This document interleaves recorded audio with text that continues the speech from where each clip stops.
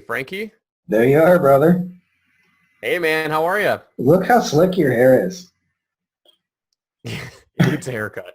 Yeah, I got too much hair right now, so I'm overdue for a haircut. I feel you. You see that every day when you look in the mirror. If you don't slick it up, it looks totally crazy, right? Yep. Yeah, exactly. Yeah, it's probably 2 weeks overgrown right now, so I got to put a little Nice. extra hairspray in it to keep it tamed. So, Joel, just for those who don't know, you tried to do what I would consider a miracle, how you got into this whole game. Is from what I can tell, you tried to teach engineers how to sell. And I'm actually an engineer myself. That's what I went to school for. So I understand how hard of a job and what miracle work that really is, as well as just a really high praise to you. And one of the really high-level masterminds I'm in, one of the questions somebody asked was, how do I get done webinars? And about 7 people said your name, which is an extremely high compliment to the great work you're doing. So firstly, welcome and thank you for connecting. Yeah, man, I appreciate it. So I gotta correct you a little bit. So I'm not teaching I didn't teach engineers how to sell.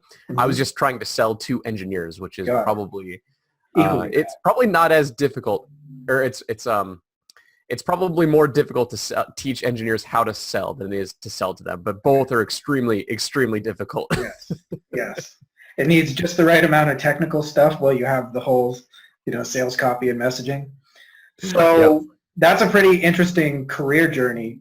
And I think probably it made you very good very quickly dealing with such a difficult audience.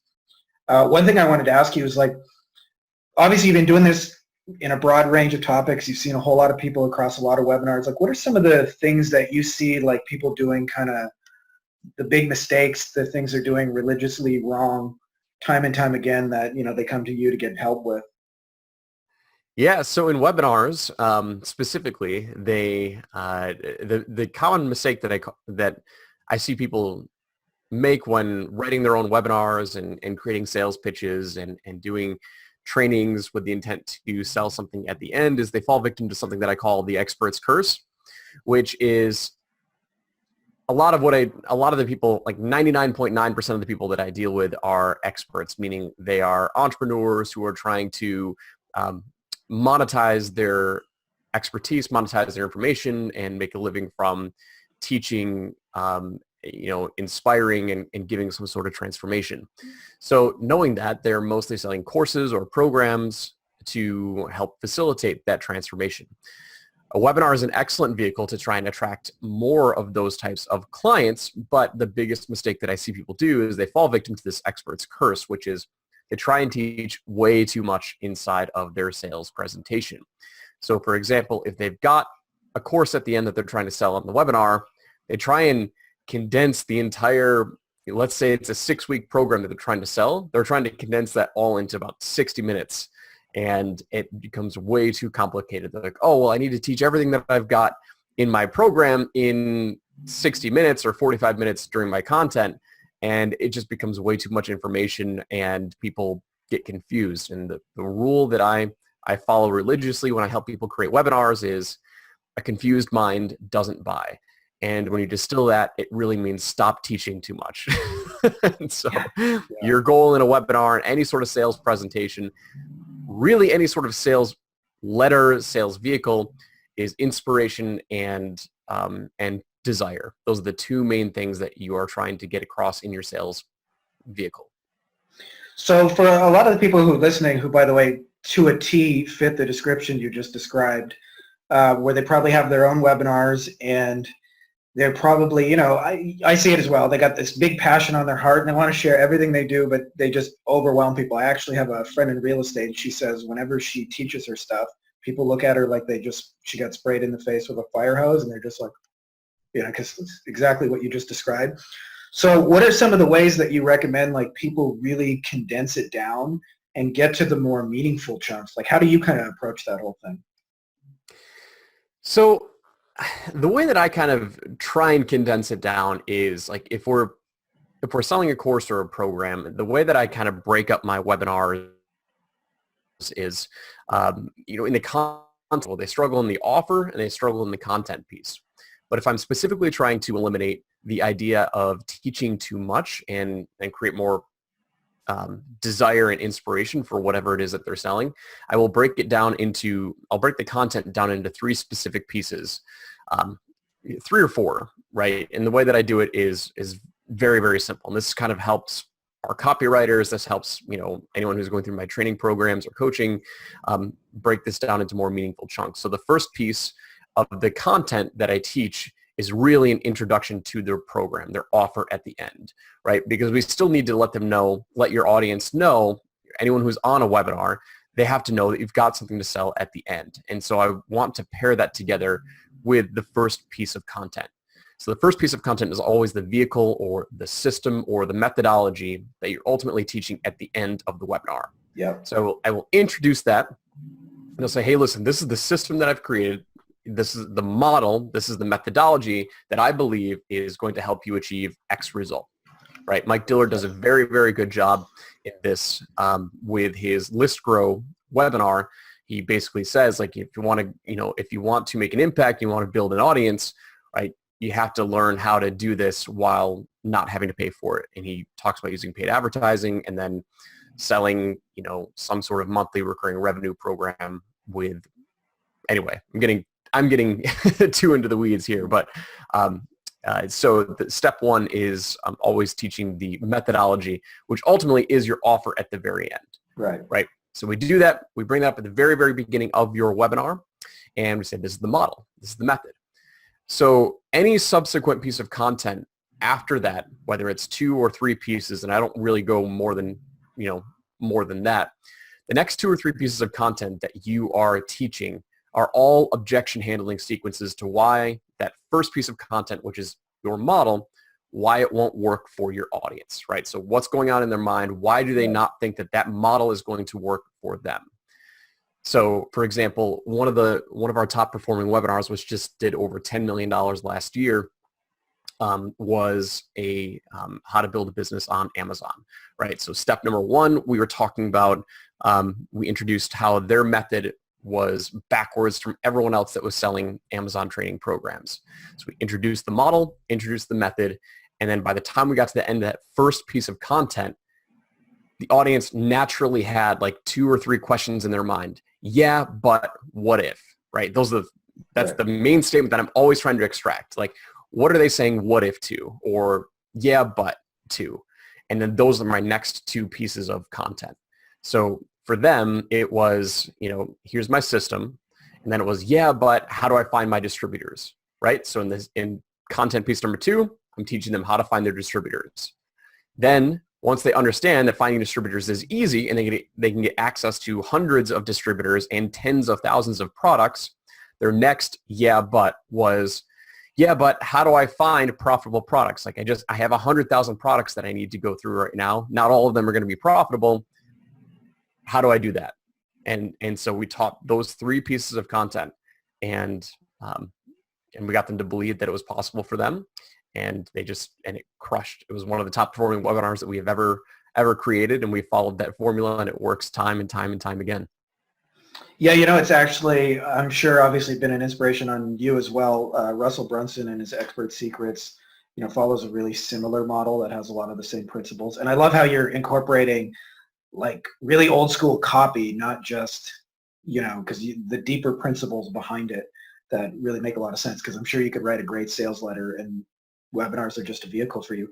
I'm curious to know about what you learned from webinars that went the other way, because I don't know about you, but I've had some pretty shitty webinars over the year where I was sure I was going to make millions, and then I hit play and it didn't quite work out like I planned. So like, what are some of the kind of hard lessons you've got along the way? So some of the hard lessons are understanding what is webinar worthy and what is not. So probably the hardest lesson you ever want to learn is relating to your offer, like making sure that people actually want to buy something from you now. And you have to have an offer. Like if you're going to spend the time, a webinar is meant for scale, right? Like if you're trying to put your time and effort into a webinar, you want to make it a mass conversion tool.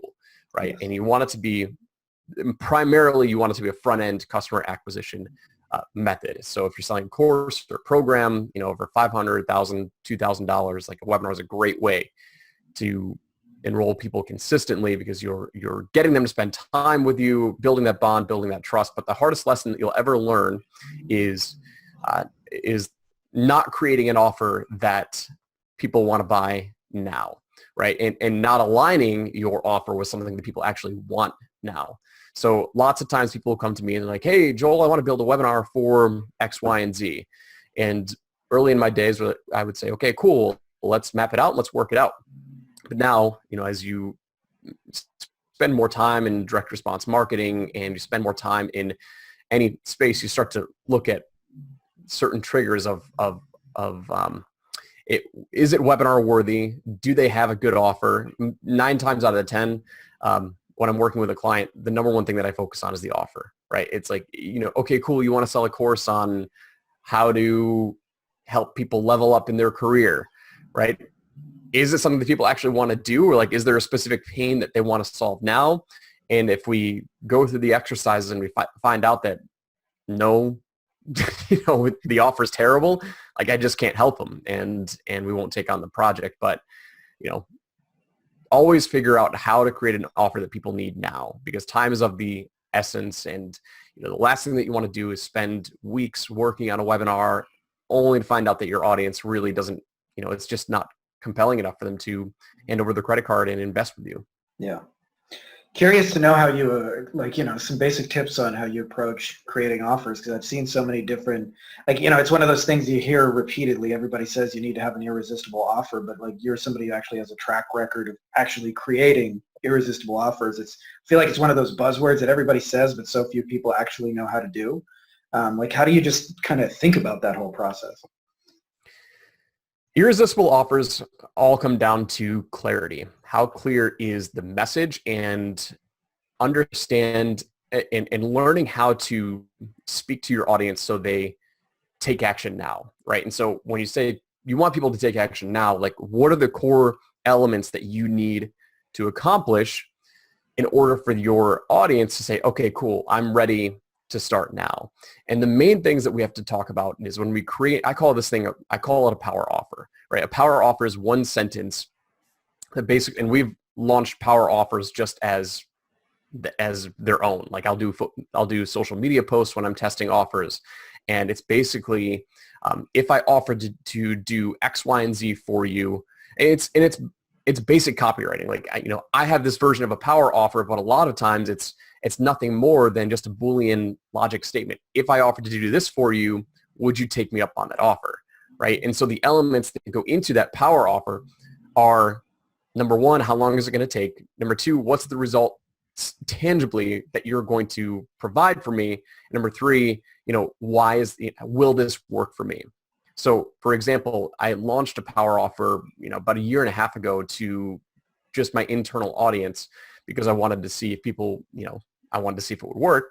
And I created this very, very simple Facebook post on my wall that said, if I offered to build you a webinar, it was the end of the year. So it was early December. And I wanted to close out the year strong, and I had 2 spots open for done for you clients. So I put out this power offer and I said, hey, listen, if I offered to build you a webinar within the next 7 or 14 days, guaranteed to convert, without you having to, write a single word, would you take me up on this offer? And I had dozens and dozens and dozens of responses to that specific offer. And we ended up doing, it was for a $25,000 offer, right? So sold out, got my clients from that. And it just raised the level of awareness of people who still didn't recognize or know who I was or know what I was doing. And so I incorporate that into webinars as well. And so when I transition into my offer, I will lead with the power offer. And then right before the very end, I close with the power offer. So it's a slight variation of that, but it addresses all of the major objections that somebody is going to have, which is, will it work for me? How long is it going to take? And what can I expect at the end? And that's really, we go through iterations. We're having a workshop in 2 weeks here in Lewiston, and we're only working on that single statement and then building the marketing system around it. But it's all based on the power offer. Yeah, it's funny you do all that work to come to a single statement of clarity. That's impressive. By the way, can I just say as an aside, I love that your nerdy brain and nerdy engineering brain has a whiteboard behind you with all your KPIs written out by hand, organized into columns. Don't Yep. think I didn't notice that over there. Yeah, that my engineering brain has evolved. I'm less engineering now than I was when I was in school and practicing engineering, but it still shows up. Yeah. Yeah, I'm sure. I mean, I don't know how it was for you, but I'm sure you had both fitting in and not fitting in at the same time. Does that Yeah, sound about right? exactly. So that's interesting. You guys spend all that time kind of coming to a really, really strong offer. I think that's probably one of those big mistakes that I see a lot of people make as well. Um, Curious if you'd share a little bit about like how you guys kind of come to your research to get to your offers, because I'm sure as a brilliant copywriter that you are, that so much of what you do is research and not necessarily activity that way. Am I correct in that assumption? Or Yeah, we do research, and research mainly comes from we do research on a lot of the less about the offers. I think offer creation is more of a skill that's learned than it is doing research, right? Because people only care about the end result, like the benefit. And so I have to pull a lot of that from my client as it relates to that power offer, meaning like, what are you going to provide for your prospects, for your leads, for your audience, right? So the offer will come from extracting that from my client, but the research comes when we're trying to find stories and relevant stories, like what's happening recently that makes what you're talking about more relevant and more apparent. So yeah, I mean, we're doing lots and lots of research. I mean, I have an entire product that's dedicated to doing research. It's called the Webinar Vault, and I literally break down webinars all the time, and I put it in the vault for marketers to check out and understand kind of what process I go through as I research and as I dissect other people's webinars and why they're working so well and the whole nine yards. So yeah, lots of research does go into it, 100%. that's interesting because you get the benefit of the wide perspective of not just seeing what works in one market, but what works in all of them and the kind of the deeper level principles at work. Yep. Curious to know if there's ever been any niches that you got into that just like took a lot longer than others to figure out, or some that were easy, or ones you avoid, or anything like that. Yeah, right now I avoid personal development. I know my strengths, and personal development is not one of my strengths in terms Yeah. of selling. It's a completely different field than marketing and sales, and we've done tons and tons and tons of webinars in all sorts of different niches. And personal development is one that it can be very, very lucrative for, like, there are personal development copywriters out there, and I've worked with some of them, and we're working on doing some partnerships with them if we do have a personal development client come in. But um, it's a lot of woo-woo stuff, and it's Yeah. difficult to sell. Like, it's and that market, that specific market. So like when I shared my 3 or 4 piece framework earlier for webinars, there are times where we have to deviate from that because some audiences and some markets don't like systems or methodologies, and they're more aligned with, just, you know, why is this going to work for me? And personal development was one of those ones that I had 3 clients in there in personal development, and they were all very, we had one client that crushed it, and it was fascinating. And I never thought that their webinar was going to crush. We were talking about unicorns. We were talking about all sorts of crazy shit. Like, Yeah. it was so out there, but I'm like, if you're willing to test it, like, let's go for it. And Yeah. it was one of the most successful webinars that we've ever done. But like, full transparency, I couldn't figure it out. I don't know why it worked. And because, like, I never would have thought that it would have worked. And it was so out there that I'm just like, I'm going to let the personal development copywriters handle this. And, it's just it's not my cup of tea right now. I might do some more research into it later on, but there's more than enough market for us in other avenues. So I do tend to skip the personal development space. There's some real actual wisdom in what you said, just because I feel like one of the mistakes a lot of people make is they try and do too many things instead of sticking to the things they're really great at. So like knowing just the markets that just ain't your thing, if you're not the guy to talk about unicorn shit and rainbows, it's just probably not going to be for you, right? So well, it was also the when I was working on those projects, that was the full realization that there's a difference between frameworks and formulas. And I'm not really big on formulas because I think people get locked into a box when they follow a formula. Yeah. But I fully support frameworks because frameworks give you the creative ability to expand and kind of build upon that framework. You've got guidelines, you've got a framework to follow, but it's not a formula, meaning like don't plug in A, B, and C here and expect, D to come out at the end. A plus B plus C equals D. Like that's not what I like to follow. And so there is a distinction between formulas and frameworks. And that's why we always try and teach a framework for our webinar training versus a formula, because you still have to have some creative capacity to think outside of a box. Like, oh, my market needs to hear this, right, versus following A, B, and C. So anyway, that was the biggest realization, because that personal development stuff, I mean, it was tough. It is tough. They don't necessarily fall into that rigid formula. It's nice to know you're still human like the rest of us. I just assumed you sat there like a webinar god, just on your pedestal all day long, just making magic. It's nice to know that we all still face some difficulties along the way.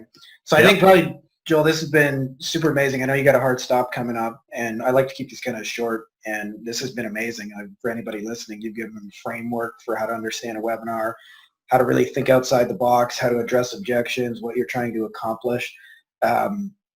Let's make them an offer. Tell them where they can get more about you and what they can expect and why they want to get it and how long it's going to take to get them that result.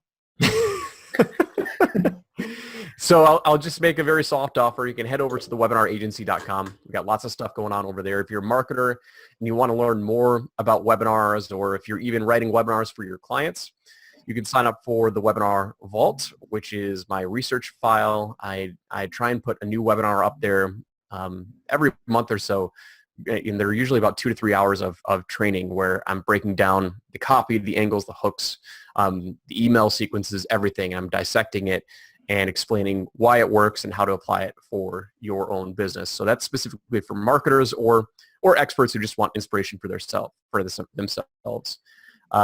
If you want help to craft your own language and your own webinar, your own sales message, we have a new group that's launching. It's not really new, but we're changing the angle of the group. It's called Experts Unleashed, and we're starting this challenge called Escape the Experts Curse, which is helping people get rid of this idea of trying to teach too much and identifying the core components of what you need to be talking about for your sales message. And so that group is over on Facebook. It's called Experts Unleashed. You can search it. And I also have 2 podcasts. One is called Sold with the Webinars, and the other is called Experts Unleashed. And so you can subscribe to those podcasts. There's lots of free stuff that you can search out from me, or hit me up on Facebook. So those are the ways that you can follow me. There you go. There's lots. And like I said at the beginning, I think the true testament is when you really network with really high-level people, like one of the masterminds I'm in. A true testament is when you ask who's the best person for blank, and you hear that name over and over and over.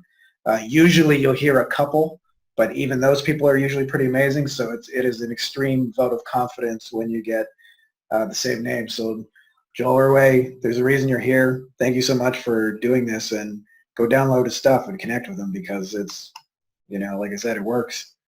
Appreciate it, Frankie. It was an honor. Thanks for having me on. Dude, you're so cool.